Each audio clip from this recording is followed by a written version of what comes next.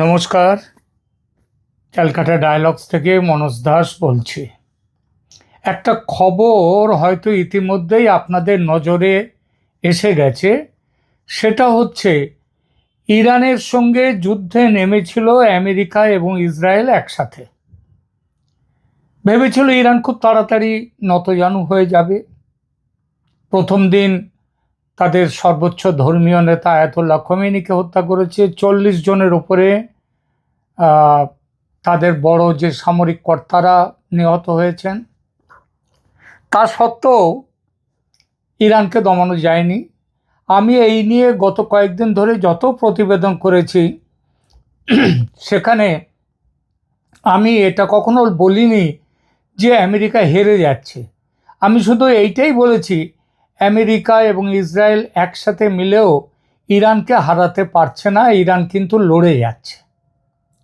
সেই লড়াই, তার জন্য আমি বলেছি ইরানের কুর্নিশ প্রাপ্য। কিন্তু এবার আমি যতটা বলছিলাম তার থেকেও আরও খারাপ হয়ে এসছে আমেরিকার অবস্থান। কীরকম? এটাই শুরু করেছিলাম যে আপনাদের হয়তো নজরে পড়েছে যে পৃথিবীর বিভিন্ন মিত্রদের কাছে, এবং মিত্র নয় যারা, মিত্র নয় যারা, যেমন চীনকে তো বলা যাবে না আমেরিকার মিত্র, তবু তার কাছেও কাতর আবেদন পাঠিয়েছেন ট্রাম্প, এবং আরও বেশ কিছু দেশের কাছে কাতর আবেদন জানিয়েছেন। সেইটা বলে না SOS, সেভ আওয়ার সোল, আমাদেরকে রক্ষা করতে এগিয়ে আসুন, বিপদে আছি। কি বলেছেন ট্রাম্প? তার পরিষ্কার ভাষাটা হচ্ছে, আপনাদের যুদ্ধ জাহাজ হরমুজ প্রণালীতে পাঠান দয়া করে। আর সেই আবেদন সরাসরি নাকচ করেছে আমেরিকার সবচেয়ে বড় মিত্র ইংল্যান্ড। আর অন্য ন্যাটো গোষ্ঠীর দেশ এবং অন্য আরও যারা পৃথিবীর দেশ যাদের কাছে আবেদন জানিয়েছে, তারাও চুপ করে আছে। আমার প্রশ্ন, এবং অনেকেরই প্রশ্ন সারা পৃথিবী জুড়ে আজকে, যে এই ঘটনাকে, এই যুদ্ধে আমেরিকার সামরিক না হোক, কূটনৈতিক ও মনস্তাত্ত্বিক পরাজয় বলে ধরে নেওয়া যায় কি? এই বিষয়টি, এই প্রশ্ন আজ জেগেছে। দেখুন, এই যে প্রশ্নটি, এটি একটা গুরুত্বপূর্ণ এবং বহুমাত্রিক প্রশ্ন। এটা নিরপেক্ষ তথ্যের ভিত্তিতে বলা যায় ঘটনাটি আমেরিকার জন্যে উল্লেখযোগ্য কূটনৈতিক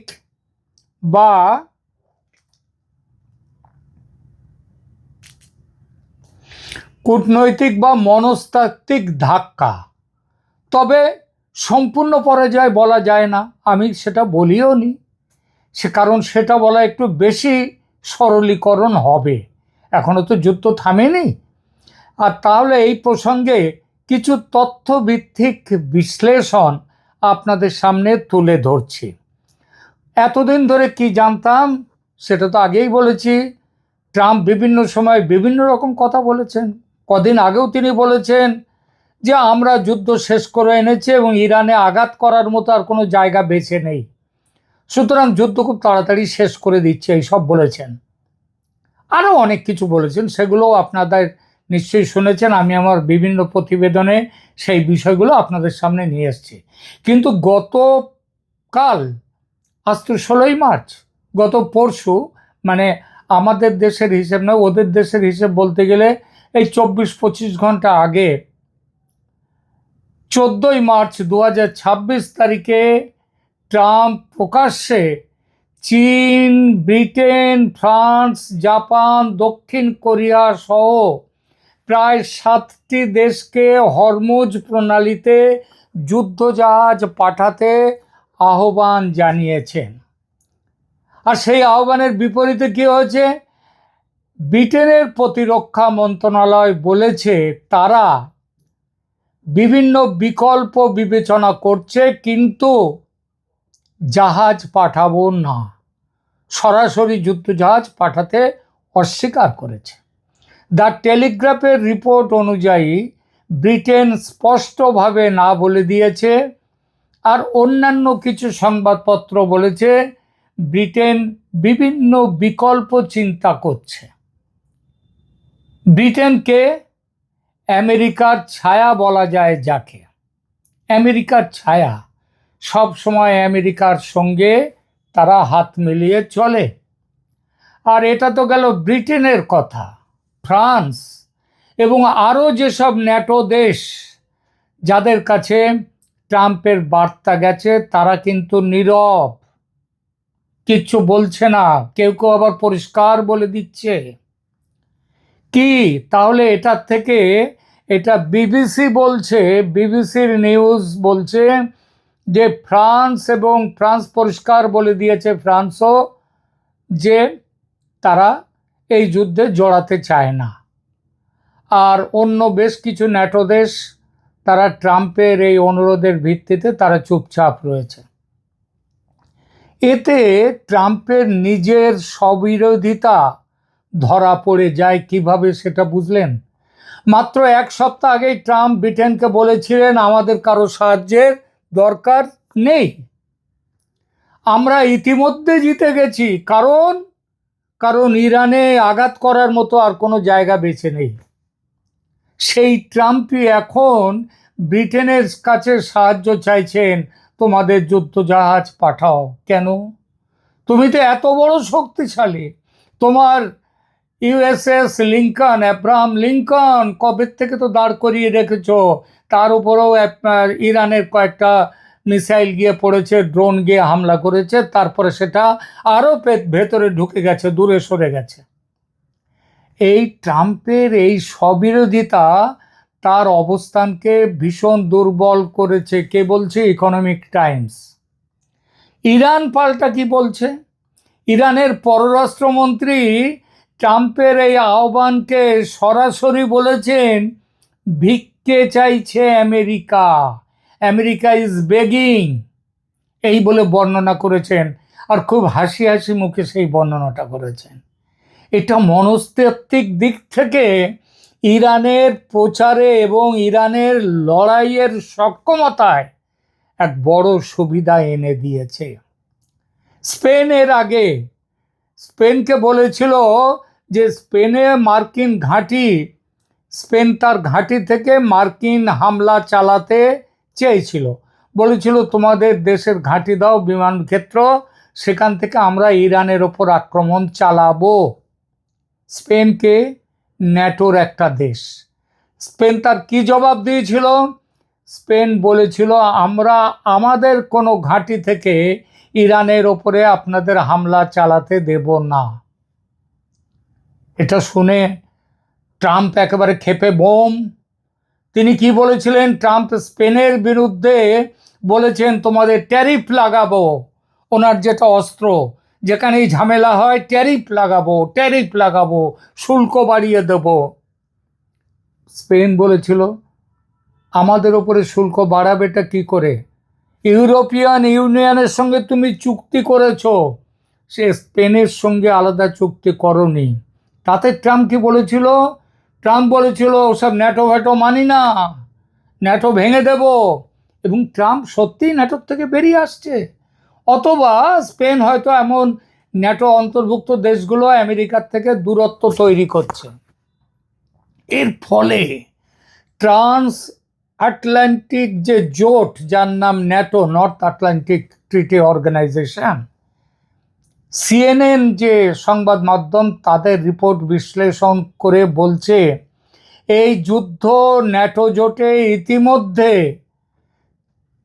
একটা বড় ভাঙন এনে দিয়েছে। কেন? এর আগে গ্রিনল্যান্ড ইস্যুতে ন্যাটোর সাথে ট্রাম্প বলেছিল না যে গ্রিনল্যান্ডকে আমি দখল করে নেব, সেই জন্যে বলছে ন্যাটোর সাথে তার ইতিমধ্যেই ফাটল ছিল, সেই ফাটল আরও চওড়া করে দিয়েছে এই যুদ্ধ। কে বলেছে কথা বলছে সিএনএন নিউজ নেটওয়ার্ক। আর বিশেষ সম্পর্কের অবনতি কীরকম হচ্ছে ব্রিটেনের সাথে? ব্রিটিশ প্রধানমন্ত্রী পরিষ্কার তাদের দেশের পার্লামেন্টে ঘোষণা করেছেন ট্রাম্প তার সিদ্ধান্তের সাথে একমত যদি না হয়, তাও তিনি ব্রিটেনের জাতীয় স্বার্থ যেটা, সেই স্বার্থ অনুযায়ী তার সিদ্ধান্ত নেবেন। দরকার হলে আমেরিকার থেকে যত দূরে সরে যেতে হয় যাবেন, যদি ব্রিটেনের জাতীয় স্বার্থ তাতে ভালো থাকে। আর ট্রাম্প যা বলছেন, এইবার কথাটা হচ্ছে যে অনেকেই কথা বলছে, যেটা আমাদের ইরানও যেটা বলে দিচ্ছেন যে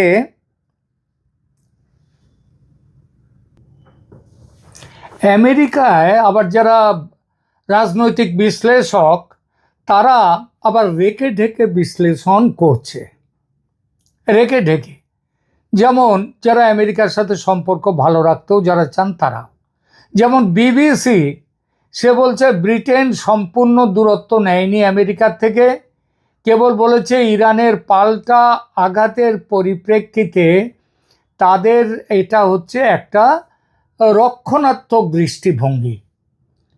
ট্রাম্প বলছেন তিনি আনুষ্ঠানিকভাবে 7টি দেশকে জিজ্ঞেস করেছেন এবং কিছু দেশ সাড়া দেবে বলে আশা করছেন। সুতরাং এখনো বলা যায় না যে কেউ তার আহ্বানে সাড়া দেয়নি। কে সাড়া দিয়েছে ইতিমধ্যে কে সাড়া দিয়েছে জানেন? যার একমাত্র কথা হচ্ছে, যিনি সাড়া দিয়েছেন, মানে ট্রাম্পের এই আহ্বানের জবাবে যিনি অন্তত কিছুটা রেখে ঢেকে বলেছেন, সেটা হচ্ছে চীনের প্রেসিডেন্ট শি জিনপিং। তিনি বলেছেন যে আমরা যুদ্ধজাহাজ পাঠাবো কি পাঠাবো না সেটা বড় প্রশ্ন নয়, তবে আমরা সব পক্ষের সাথে আলোচনা করে এই পরিস্থিতি থেকে যাতে উদ্ধার পাওয়া যায় সেই ব্যাপারটা আমরা দেখছি। ভারতের কাছে কিন্তু কোনো রকম সাহায্য চায়নি ট্রাম্প, ভারতের কাছে এখনো অবধি। কিন্তু ভারতও যেটা পরিষ্কার বলছে যে আমরা কোনো রকমভাবে এই যুদ্ধের মধ্যে কোনো পক্ষে নেই, আমরা চাই দুই পক্ষই এটা মেনে নিয়ে তারা আলোচনায় বসুক, যুদ্ধ সরে আসুক, পৃথিবী বাঁচুক, বিশ্বের অর্থনীতি বাঁচুক। আমেরিকান প্রোগ্রেসের বিশ্লেষণ হচ্ছে যে এই সংঘাত দেখিয়ে দিচ্ছে ইউরোপ এখন যথেষ্ট বিভক্ত এবং আমেরিকার একতরফা সিদ্ধান্তের বিরুদ্ধে তারা অন্তত প্রতিরোধ না গড়ে তুলুক, তারা প্রতিবাদ তো করেছে এবং তারা আমেরিকার পাশে এই ভূমিকায় এই সময়ে যে নেই, তাতে আমেরিকার হ্যাঁ বলাতে তারা নেই। এটা আমেরিকার কূটনৈতিক একটি বড় পরাজয়। একটা বাস্তব যে চিত্র সেটা হচ্ছে ইরানের প্রচারণায় একটা মনস্তাত্ত্বিক সুবিধা দিচ্ছে এবং দিয়েছে ইতিমধ্যে এই অন্য দেশের কাছে আহ্বান জানানো, তোমাদের যুদ্ধজাহাজও পাঠাও। কারণ আমেরিকার যুদ্ধজাহাজ কি কম পড়ে আছে? ইরানের সাথে লড়াইতে কি ভয় পাচ্ছে তারা? কি ভয় পাচ্ছে জানেন? ভয় পাচ্ছে তাদের জনক্ষয়। আমেরিকা পৃথিবীর সব দেশে গিয়ে বোম ফেলতে পারে, কিন্তু ওই ল্যান্ডে তাদের ওপর গিয়ে আক্রমণ করা কিংবা একদম ঘটনাস্থলে গিয়ে লড়াই করতে যাওয়া, এই বোম ফেলার আগে যদি তার সাথে সাথে তাদের নিজেদের সৈন্যের ওপরে ঘা পড়ে, মৃত্যু হতে থাকে, তখন আমেরিকার বুকে বসে আমেরিকার ভেতরে একটা বিরাট প্রতিবাদ তৈরি হয়। আপনারা ভিয়েতনামে দেখেছেন, আফগানিস্তানে দেখেছেন এবং পৃথিবীর বিভিন্ন দেশে দেখেছেন। আমেরিকা তাই চায় যে এই সবার ঘাড়ের ওপর থেকে ওদের ঘাড়ে এই যুদ্ধটাকে আস্তে আস্তে নামিয়ে দিতে। কিরকম চালাক ভাবুন। কিন্তু সেই চালাকিরও অতি চালাকের গলায় দড়ি আমেরিকার হয়েছে সেইটা। 28শে ফেব্রুয়ারি হঠাৎ আক্রমণ করে ভাবলো যে আমরা এইবার জিতে গেছি। কিছুই যেতে নেই। যুদ্ধ যত দীর্ঘস্থায়ী হবে আমেরিকার তত পতন হবে। ইতিমধ্যে পেট্রোডলারের সংকট দেখা গেছে।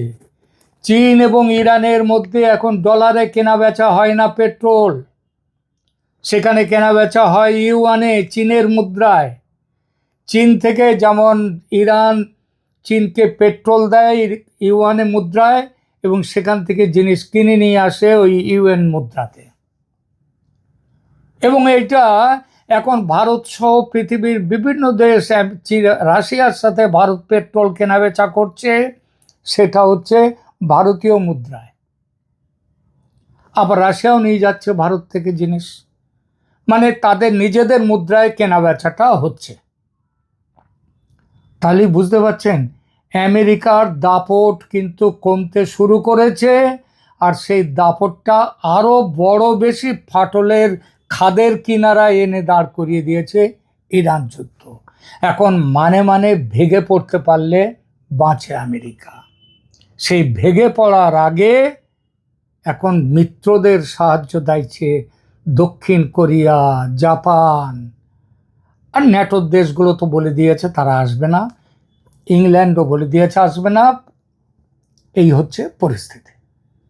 এখনকার মতো এখানেই রাখছি, ধন্যবাদ।